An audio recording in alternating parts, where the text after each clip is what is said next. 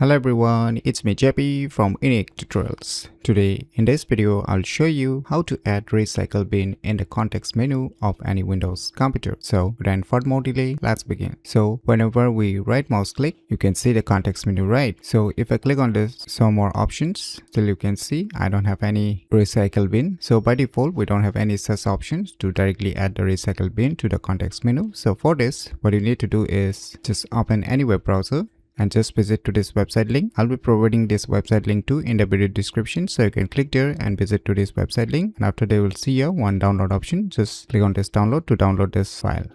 So finally the file has been downloaded, so let me go to the folder where it's being downloaded and let me close this web browser. Now just double click it to extract this zip file.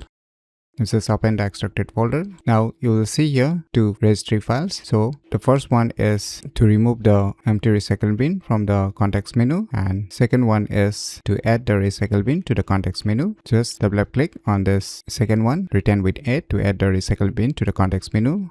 Click on yes, click on OK. I can just minimize it. Now let me just right mouse click on this desktop screen and click on this show more options. Now you can see your empty recycle bin has been added. So you can clearly see the recycle bin has been added. So if you click on it, you can see here it's working perfectly. So if you want to remove this empty recycle bin from the context menu again, then just install this return with the remove option. Just double click on it, click on yes, click on OK. Now you can minimize it. Now let us right mouse click again on the desktop screen.